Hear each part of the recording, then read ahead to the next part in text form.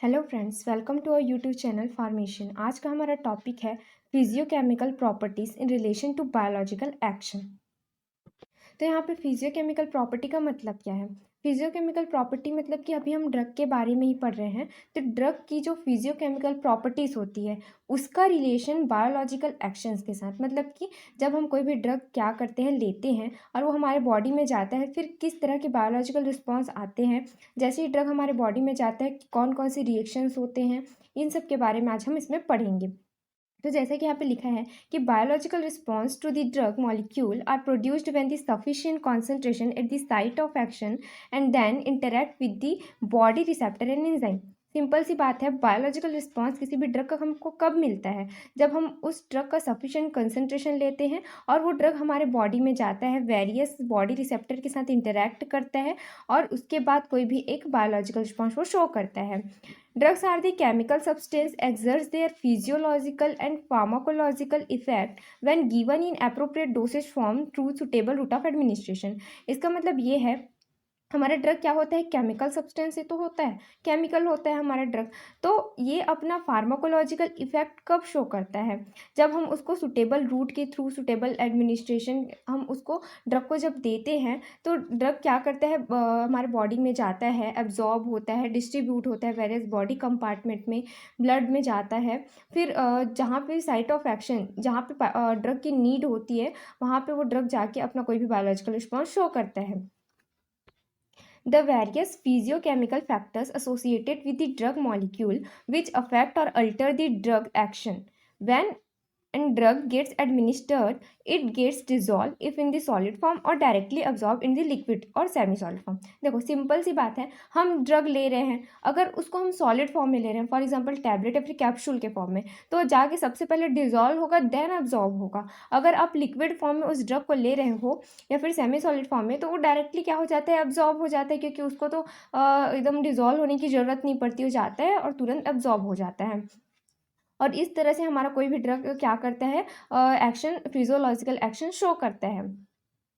There are many physiochemical factors like the ionization of the drug, solubility, partition coefficient, hydrogen bonding, protein binding, chelation, bioisosterism, optical and geometrical isomerism। ठीक है, तो क्या होता है यहाँ पे, बहुत सारे फिजियोकेमिकल फैक्टर्स इन्वॉल्व होते हैं हमारे ड्रग के एब्जॉर्प्शंस के लिए, जैसे कि आयोनाइजेशन हो गया। ये सारे जो टॉपिक हैं यहाँ पे फिजियोकेमिकल फैक्टर्स दिए हुए हैं, वो बहुत इम्पॉर्टेंट होते हैं, एग्ज़ाम में हमेशा पूछे ही जाते हैं। तो शॉर्ट नोट्स में पूछे जाएंगे या फिर आपको एक दो यहाँ पे टॉपिक दे दिए जाएंगे और इसके बारे में डिटेल से लिखने बोल दिएंगे, या फिर आपको इन सब के बारे में डिटेल से लिखने बोल दिया जाएगा। After absorption, drugs entered in circulation, distributed in various body compartments, gets bind with the various protein and receptor, and the drug exerts its biological response। Simple सी बात है, जब हम क्या करते हैं, किसी भी ड्रग को लेते हैं, ड्रग को जब लेते हैं फिर वो जाता है हमारे, या तो स्टमक में जाएगा या तो इंटेस्टाइन में जाएगा। अगर हमारा ड्रग एसिडिक हुआ तो वो कहाँ पे जाएगा, हमारे स्टमक पे, और स्टमक में ही जाके अब्जॉर्ब होगा। ठीक है, एसिडिक तो अगर ड्रग एसिडिक हुआ फॉर एग्जांपल, तो हमारे स्टमक में जाके एब्जॉर्ब होगा, और एब्जॉर्ब होने के बाद वो कहाँ जाएगा, सर्कुलेशन में, ब्लड सर्कुलेशन में जाने के बाद वो डिस्ट्रीब्यूट होगा all over the body, and distribute होने के बाद वो जाएगा अपने साइट ऑफ एब्जॉर्प्शन पे, फिर अपने साइट पे जाएगा जहाँ पे उस ड्रग की नीड है, देन वो एक्शन, जो भी फार्माकोलॉजिकल एक्शन है वो शो करेगा। तो हम आज का अपना मेन टॉपिक यहाँ पे स्टार्ट करते हैं। अभी जो हम पढ़े वो सिर्फ इंट्रोडक्शन था। तो आयोनाइजेशन यहाँ पे क्या होता है? सिंपल सी बात है, कोई जब मॉलिक्यूल होता है वो अगर इलेक्ट्रॉन रिलीज करता है अपने आउटर सेल से, या फिर इलेक्ट्रॉन एक्सेप्ट करता है और किसी भी आयन में वो जाके वहाँ पे कन्वर्ट हो जाता है, इसी प्रोसेस को तो हम आयोनाइजेशन बोलते हैं। फॉर एग्जाम्पल ये अपना मॉलिक्यूल है, इलेक्ट्रॉन रिलीज किया, यहाँ पे केटायन बनाया, और यही मॉलिक्यूल अगर फॉर एग्जाम्पल यहाँ पे वो इलेक्ट्रॉन को एक्सेप्ट किया तो एनायन बनाया। ये सिंपल सा एक प्रोसेस होता है, इसी को हम आयोनाइजेशन बोलते हैं। तो when any drug or molecule accept or release the electron from its outermost shell, then it converts into the ion, and this process is called ionization. ये हम पहले से जानते हैं। अब यहाँ पे ये जो आयोनाइजेशन का प्रोसेस है, इसको हम पढ़ते क्यों हैं? इसको हम इसलिए पढ़ते हैं क्योंकि जो फार्माकोकाइनेटिक एक्शंस होते हैं हमारे ड्रग के, means what body does to the drug, मतलब बॉडी हमारे ड्रग के साथ क्या करता है, इस सब चीज़ को पढ़ने के लिए भी आयोनाइजेशन बहुत इंपॉर्टेंट होता है। तो the ionization process is very important in study of the pharmacokinetic of any drug basically, ठीक है। तो यहाँ पे क्या होता है, हम जैसे ही कोई भी ड्रग मॉलिक्यूल लेते हैं वो हमारे बॉडी में जाने के बाद सबसे पहले लिब्रेट होता है। लिब्रेशन के बाद उसमें अब्जॉर्प्शन होता है उस ड्रग का, फिर अब्जॉर्प्शन के बाद डिस्ट्रीब्यूशन होता है। तो किस तरह से होता है, फॉर एग्जांपल यहाँ पे ये हमने कोई भी पर्टिकुलर ड्रग लिया जो ऐसे बल्क फॉर्म में होता है, या तो कैप्सूल फॉर्म में है या तो टैबलेट फॉर्म में है। तो ये जो बल्क फॉर्म में है वो सबसे पहले यहाँ पे क्या होता है, लिब्रेट होता है। लिब्रेट मीन्स वो अपने और छोटे छोटे छोटे छोटे यहाँ पे एटम्स में वो क्या होता है, टूट जाता है, ठीक है। तो सबसे पहले यहाँ पे हो गया ये, तो लिब्रेशन हुआ। लिब्रेशन के बाद क्या होता है, अब ये ड्रग यहाँ पे लिब्रेट हुआ, लिब्रेशन मतलब क्या पे आप एब्जॉर्प्शन भी बोल सकते हो। देन वो जाता है हमारे सिस्टेमिक सर्कुलेशन में, हमारे कहाँ जाता है वो सिस्टेमिक सर्कुलेशन में, और ये जो ड्रग है यहाँ पे जाके एब्जॉर्ब हो जाता है। सिस्टेमिक सर्कुलेशन में जाने के बाद वो वेरियस बॉडी कंपार्टमेंट में जाता है। वेरियस बॉडी कंपार्टमेंट में जाने के बाद वो कहाँ जाता है, उस पर्टिकुलर सेल या फिर उस साइट ऑफ एक्शन पे जाता है जहाँ पे उस ड्रग को क्या अपना फार्माकोलॉजिकल एक्शन शो करना होता है। फिर जाके वो वहाँ पे अपना जो भी एक्शन है उसको शो करता है, और हमें जो भी पेन हो रहा है या फिर फीवर है उस पर हमको वहाँ पे रिलीफ मिल जाता है। तो जैसे कि यहाँ पे देख सकते हैं liberation, in this process the drug molecule dissociate and molecule comes out, dissociate हो जाता है।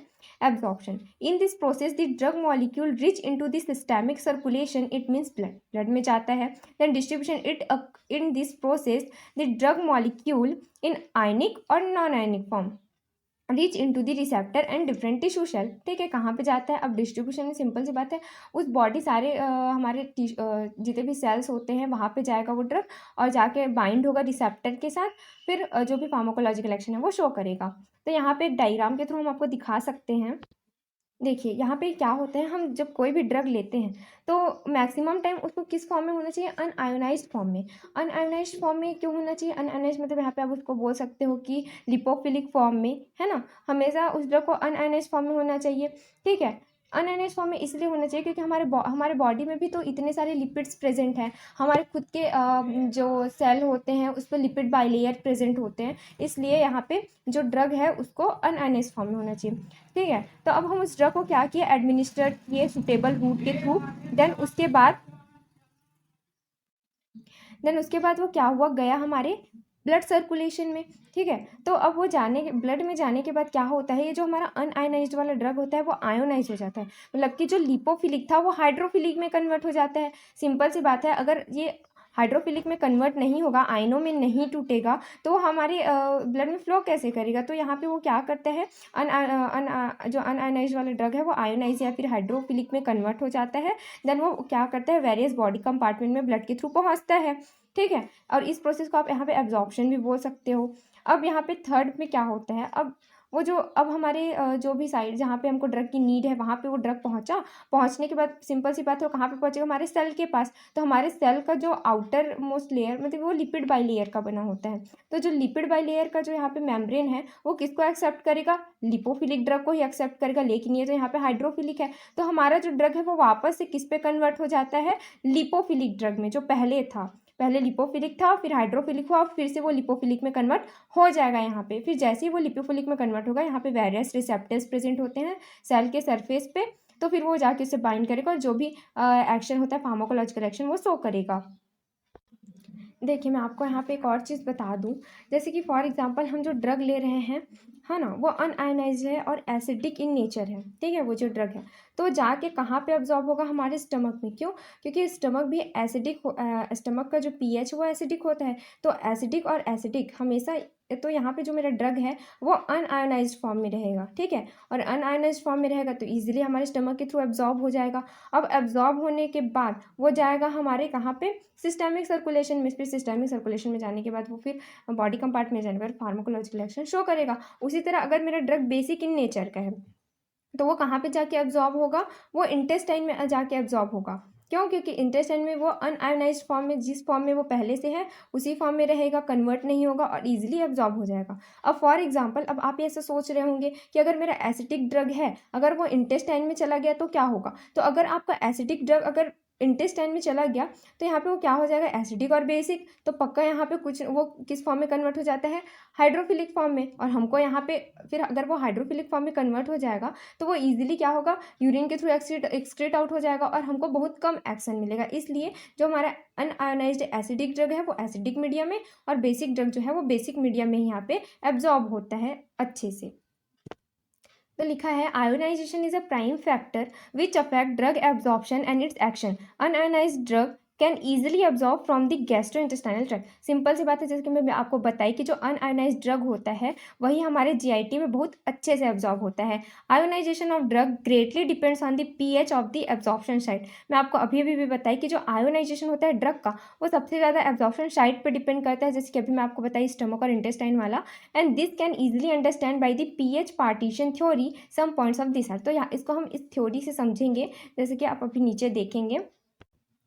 The unionized form of weak acid or weak base drugs is more easily absorbed। जो unionized form है, अगर weak acid और weak base वाला जो आपका ड्रग है वो किस पे ज़्यादा अब्जॉर्ब होगा, आपके जीआईटी पे सबसे ज़्यादा अब्जॉर्ब होगा। और फॉर एग्जांपल अब यहाँ पे आप बोलोगे कि week acid or weak base ही क्यों नहीं, स्ट्रॉन्ग एसिड और स्ट्रॉन्ग बेस क्यों नहीं। तो स्ट्रॉन्ग एसिड और स्ट्रॉन्ग बेस हमारे जो भी फिजियोलॉजिकल मीडिया होता है स्टमक के प्रेजेंटेशन वहाँ पे जाके अब्जॉर्ब नहीं हो पाता। इसलिए मैक्सिमम जो ड्रग होते हैं वो वीक एसिडिक इन नेचर या फिर वीक बेसिक इन नेचर होते हैं, और यही क्या होते हैं, मोस्ट एब्जॉर्बेबल होते हैं, एब्जॉर्ब हो जाते हैं।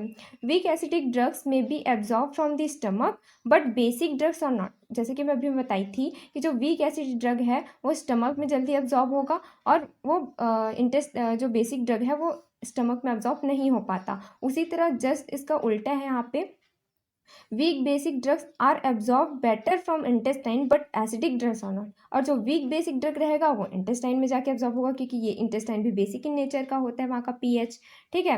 और जबकि एसिडिक ड्रग यहाँ पे एब्जॉर्ब नहीं हो पाएगा। Most drugs are available in either weak acid or weak base form में। जैसे अभी आपको बताई, या तो बहुत सारे ड्रग वीक एसिड फॉर्म में रहते हैं या तो वीक बेस फॉर्म में रहते हैं।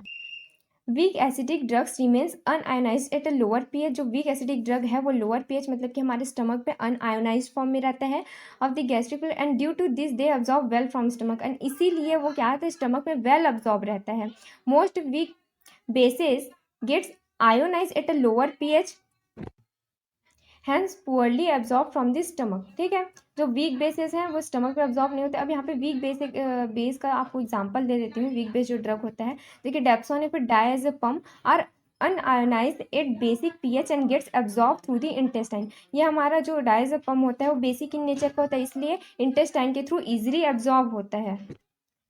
यहाँ पे एक और नोट पॉइंट है, some very weak acidic drugs such as the phenytoin and barbiturates are essentially unionized at all pH and thus their absorption and pharmacological action is unaffected from the pH. मतलब कि कुछ acid भी drug होते हैं जो very weak acid और very weak base होते हैं, जो ना कभी भी जो हमारे पीएच होते हैं फिजियोलॉजिकल मीडिया के, उस पर कभी डिपेंड नहीं करते, वो जीआईटी के ऑल पार्ट्स में अब्जॉर्ब हो सकते हैं, ठीक है। तो ऐसे कुछ ड्रग के यहाँ पे नाम दिए गए हैं, phenytoin and barbiturate. And the ionization of drug or the fraction of drug exist in the unionized form in the solution is depends on the pH of the media और the pH of the site of absorption and dissociation constant of the drug, ठीक है। जो ionisation होता है drug का वो किस पे डिपेंड करता है, एक तो तुम्हारे जो वो है साइट ऑफ एब्जॉर्प्शन है वहाँ पे डिपेंड करता है, दूसरा उस ड्रग के डिसोसिएशन कांस्टेंट पे, वो कि वो कितना जल्दी डिसोशिएट हो रहा है और इस सब में क्या करता है, वो डिपेंड करता है। सो फ्रेंड्स, आज का हमारा टॉपिक कंप्लीट होता है। अब हम आगे जितने भी हमारे फिजियोकेमिकल फैक्टर्स बचे हैं उन सब की स्टडी करेंगे। सो फ्रेंड्स, अगर आपको वीडियो अच्छी लगी हो तो please like, subscribe and share ज़रूर करें। आप हैंड रिटन नोट्स के लिए हमारे टेलीग्राम ग्रुप या वेबसाइट पे भी जा सकते हैं, जिसका लिंक डिस्क्रिप्शन में है। Thank you.